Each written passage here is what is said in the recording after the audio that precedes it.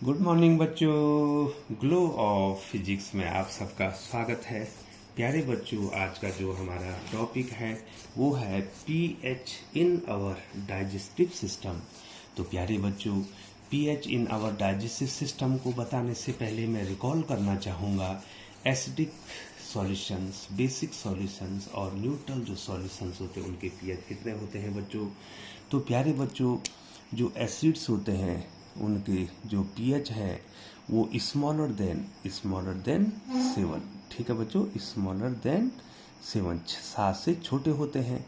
और जो 7 होता है वो न्यूट्रल होता है। ये जो है न तो एसिडिक होता है और न तो बेसिक होता है। और जो एसिड्स हैं उनके पीएच हो जाएंगे बच्चों 0, 1, 2, 3, 4, 5, 6, 0 to 6 जो है बच्चों, यहाँ पर ये जो है पीएच हो जाएंगे। किसके पीएच हो जाएंगे बच्चों? एसिड्स के। अब जो है बच्चों यहाँ पर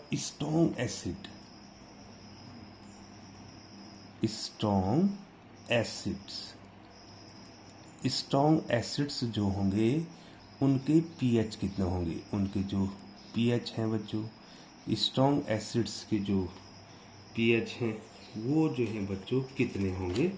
तो प्यारे बच्चों, जो स्ट्रॉन्ग एसिड्स हैं उनके पीएच हो जाएंगे बच्चों 0, 1, 2 एंड 3। ठीक है बच्चों, 0, 1, 2 एंड 3 ये पीएच हो जाएंगे किसके बच्चों? ये स्ट्रॉन्ग एसिड के पीएच हो जाएंगे। ठीक है बच्चों। और अब जो है बच्चों वीक एसिड के पीएच कितने होंगे? Weak acids pH.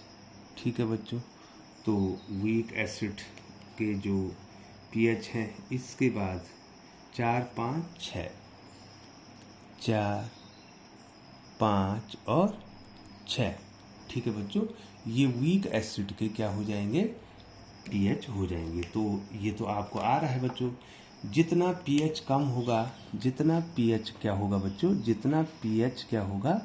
कम होगा, उतना जो है हाइड्रोजन आयन का कंसंट्रेशन ज़्यादा होगा बच्चों। ठीक है, पीएच और हाइड्रोजन आयन कंसंट्रेशन में उल्टा संबंध होता है, इन्वर्सली प्रोपोर्शनल होता है बच्चों। ठीक है बच्चों, ठीक है ना बच्चों।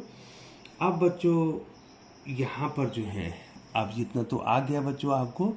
और बच्चों यहाँ पर जो है जो बेसिस होते हैं, ये तो बच्चों आपका क्या आ गया बच्चों? ये तो आपका जो है ये है आपका, ये आ गया आपका एसिड्स। अब बेसिस, जो बेसिस होते हैं बच्चों, ये एसिड्स हो गया और ये बेसिस हो गया बच्चों। ठीक है ना। इसका जो पीएच होता है, पीएच ग्रेटर देन 7। ठीक है बच्चों, पीएच क्या होता है? ग्रेटर देन 7 होता है। तो इसका मतलब इनका जो पीएच होगा बच्चों वो हो जाएगा 8, 9, 10, 11, 12, 13 और 14। ठीक है बच्चों, इनके पीएच हो जाएंगे 14 तक जो है बच्चों इनके क्या हो जाएंगे? पीएच हो जाएंगे। मैंने यहाँ पे लिखा है। ठीक है बच्चों, ये देखिए बच्चों, यहाँ पे ये 13 हो गया। ये देखिए बच्चों, ये 13 हो गया और 13 और 14 ये पीएच किसके हो जाएंगे बच्चों? ये जो है पीएच हो जाएंगे किसके? बेसिस के। अब यहाँ पर स्ट्रॉन्ग बेस कौन होगा? स्ट्रॉन्ग बेस वो होगा जिसका जो है पीएच ज़्यादा होगा, है ना बच्चों। यहाँ पर उल्टा हो जाएगा बच्चों। अब जो है स्ट्रॉन्ग बेस जो होगा, स्ट्रॉन्ग जो बेस होगा उसका जो पीएच होगा बच्चों, स्ट्रॉन्ग बेस का पीएच हो जाएगा 11, 12, 13, 14, 11, 11, 12, 13, 14। ये हो जाएगा किसका हो जाएगा? स्ट्रॉन्ग बेस और वीक बेस। वीक जो बेस है उनका जो पीएच हो जाएगा बच्चों, जो वीक बेस है 8, 9, 10, 8, 9 और 10, ये क्या हो जाएगा बच्चों? वीक बेस का क्या हो जाएगा?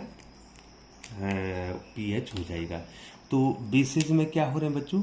पीएच अगर बढ़ रहा है तो यहाँ पर देखो जितना ज़्यादा पीएच है उतना वो स्ट्रॉन्ग है, और जो एसिड है उसमें क्या हो रहा है? जितना जो है पीएच कम है वो उतना ज़्यादा क्या है बच्चों? ये बेसिस बताए मैंने, ये एसिड्स आपको बताए बच्चों मैंने। तो प्यारे बच्चों, इतना बताने के बाद अब हम आपको बताएंगे कि जो हमारा पीएच इन डाइजेस्टिव सिस्टम, हमारे डाइजेस्टिव सिस्टम में पीएच का क्या रोल है, ये मैं आपको बताना चाहूँगा। तो थोड़ा सा आप नोट्स बनाएंगे। Our stomach, our stomach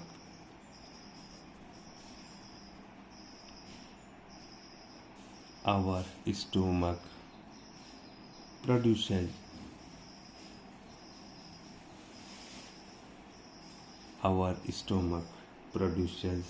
hydrochloric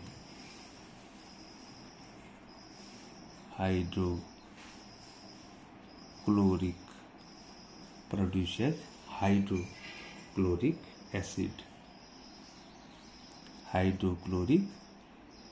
acid, हमारा जो पेट है, स्टोमक है, वो हाइड्रोक्लोरिक एसिड को पैदा करता है। ठीक है बच्चों, और इसका जो पीएच होता है of pH about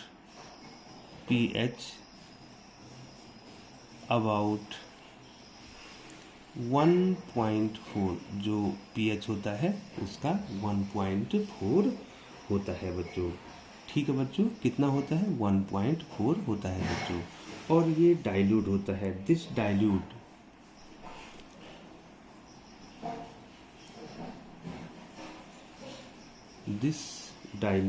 hydrochloric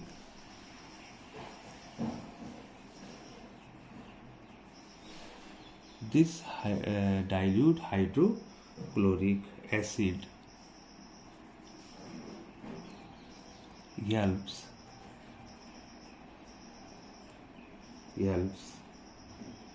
in digesting our food, in digesting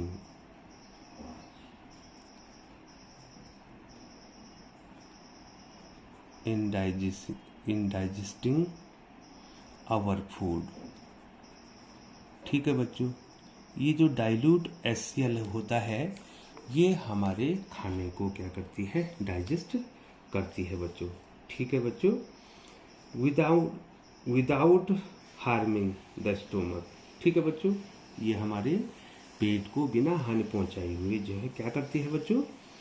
क्या करती है? डाइजेस्टिंग, फूड के डाइजेशन में काम आती है बच्चों। ठीक है बच्चों, और कभी जो है क्या हो जाता है? हमारे पेट में जो है, स्टोमक में जो है क्या हो जाती है? इस एसिड की मात्रा बढ़ जाती है बच्चों। ठीक है बच्चों, द एक्सेस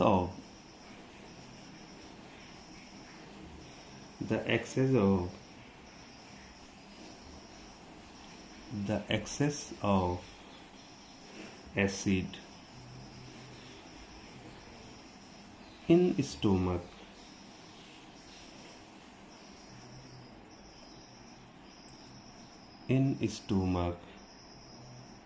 causes indigestion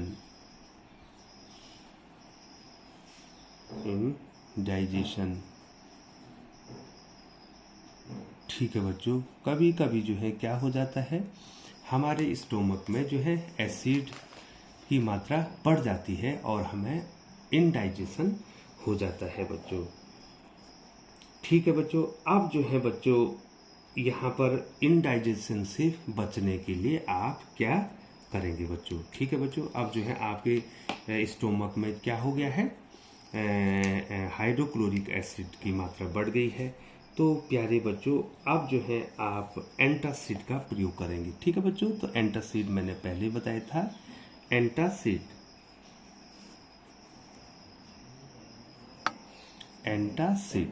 इसका आप प्रयोग करेंगे बच्चों।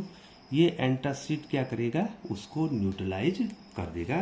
पहली वीडियो भी मैंने इस पर आपके लिए बताई है बच्चों। ठीक है,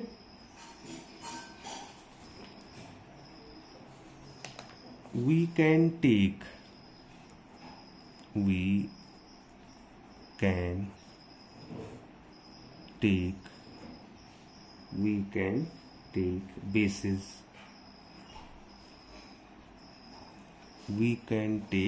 bases, called antacid।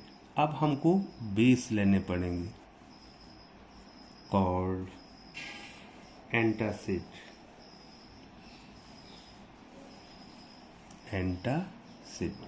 अब हमको क्या लेने पड़ेंगे, बेसिस लेने पड़ेंगे। ठीक है बच्चों, ठीक है बच्चों। और एंटासिड का मतलब क्या होता है, anti acid.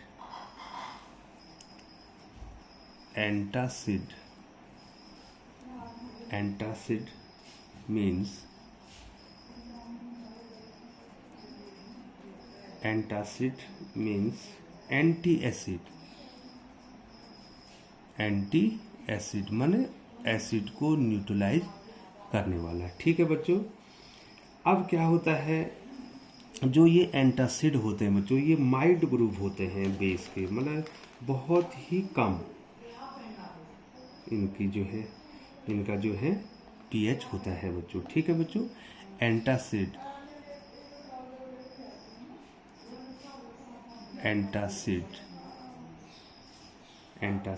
are a group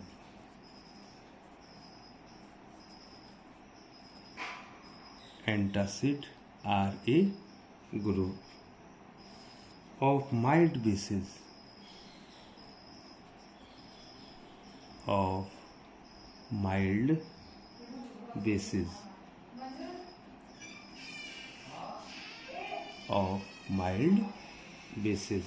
which have, ठीक है बच्चों, इतना बहुत है। जो एंटासिड होते हैं वो क्या होते हैं, माइल्ड बेसिस होते हैं, बहुत ही जो है कमजोर जो है बेस होते हैं बच्चों। ठीक है बच्चों। अब जो है बच्चों ये क्या करते हैं, ये जो है बेस को ऊपर कर लेता हूँ मैं। ये क्या करते हैं, ये माइल्ड जो बेसिस हैं बच्चों, ये जो है हमारे शरीर में, जो पेट में जो हमारा क्या उत्पन्न हो रखा है बच्चों, जो एसिड ज़्यादा उत्पन्न हो रही है उसको न्यूट्रलाइज ये कर देगी बच्चों। क्या कर देगी, न्यूट्रलाइज कर देंगी। Base antacid react with antacid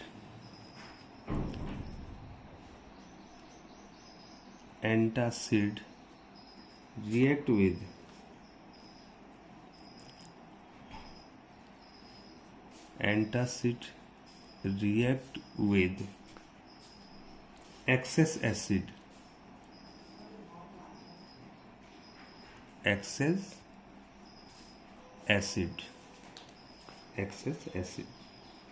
ठीक है बच्चों।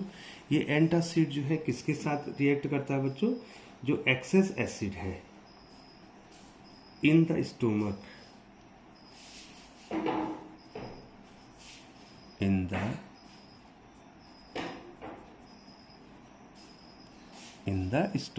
ठीक है बच्चों। थोड़ा ऊपर कर लेता हूँ, आप भी नोट्स इसके बनाते रहेंगे।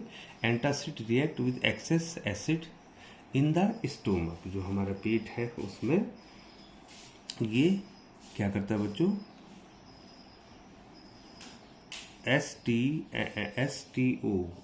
Stomach STOMAC। ठीक है बच्चों, यहाँ पर ये टी नहीं लिखना आपने, स्टोमक एंड न्यूट्रलाइज इट, और उसको न्यूट्रलाइज कर देता है, न्यूट्रलाइज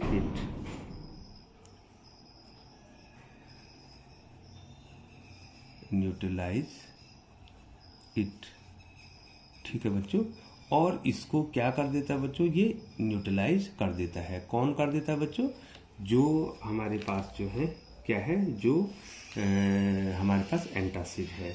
और यहाँ पर हमारे पास जो है एग्जाम्पल्स देने हैं, ये दो एंटासिड के जो है बच्चों, मैंने आपको एग्जाम्पल्स देने हैं कि एंटासिड के एग्जाम्पल क्या है। तो मैं यहाँ पे एग्जाम्पल देने की कोशिश करूँगा बच्चों, तो आप भी उन एग्जाम्पल्स को लिख देंगे। एग्जाम्पल्स, एंटासिड के एग्जाम्पल्स।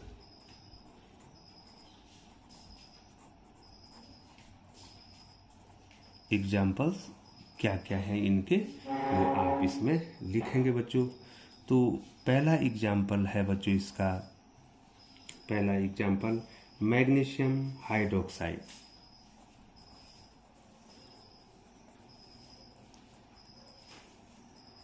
Magnesium hydroxide, hydroxide. इस मैग्नीशियम हाइड्रोक्साइड को मिल्क ऑफ मैग्नीशिया भी कहते हैं बच्चों। क्या कहते हैं? मिल्क ऑफ मैग्नीशिया भी इसको कहते हैं। आप ज़रूर याद रखेंगे बच्चों, इसको क्या लिखेंगे? Milk of magnesia. ठीक है बच्चों। और यदि आप लिखना चाहते हैं तो आप लिख सकते हैं milk of magnesia, milk of magnesia. ठीक है बच्चों। किसको कहते हैं बच्चों? मैग्नीशियम हाइड्रोक्साइड को बच्चों। ठीक है बच्चों। और दूसरा है बच्चों सोडियम हाइड्रोजन कार्बोनेट या बेकिंग सोडा जिसको बोलते हैं, आप इसको भी लिख सकते हैं बच्चों। यदि जो है कभी आपको इंडाइजेशन हो जाता है तो बेकिंग सोडा, बेकिंग सोडा इसका भी आप प्रयोग कर सकते हैं। और बेकिंग सोडा का जो केमिकल नेम है वो है सोडियम हाइड्रोजन कार्बोनेट। ठीक है बच्चों। तो प्यारे बच्चों, ये दो एग्जाम्पल्स, ये देखो बच्चों, ये बेकिंग सोडा ये दूसरा एग्जाम्पल हो गया। पहला एग्जाम्पल मैंने आपको बताया है magnesium hydroxide, milk of magnesia. ये देखो बच्चों। ठीक है बच्चों। तो प्यारे बच्चों, इसको आप लिख देंगे। तो प्यारे बच्चों, हमारे डाइजेस्टिव सिस्टम में जो है जो हाइड्रोक्लोरिक एसिड होती है बच्चों, वो हमारी डाइजेशन में काम आती है बच्चों। लेकिन कभी कभी क्या हो जाती है, उसकी मात्रा क्या हो जाती है, बढ़ जाती है और उससे हमें इंडाइजेशन हो जाता है। और इंडाइजेशन को रोकने के लिए हम जो है एंटासिड का प्रयोग करते हैं। और एंटासिड क्या करता है बच्चों? ये बेस होता है और ये जब बेस होता है तो ये एसिड को क्या कर देता है बच्चों? न्यूट्रलाइज कर देता है बच्चों। तो प्यारे बच्चों, ये जो है मैंने आपको ये बता दिया है और आपने जो है बच्चों ये लिख भी दिया होगा बच्चों। तो प्यारे बच्चों, चैनल पर बने रहने के लिए बहुत बहुत धन्यवाद। यदि आप चैनल पर बने हुए हैं तो चैनल को सब्सक्राइब कर दें, बेल आइकन को प्रेस करते हुए नोटिफिकेशन ऑन कर दें, ताकि ग्लो ऑफ फिजिक्स के द्वारा बनने वाले जो नोट्स हैं कि साइंस के नोट्स हैं वो आप तक पहुंच सके बच्चों। पुनः आपका बहुत बहुत धन्यवाद।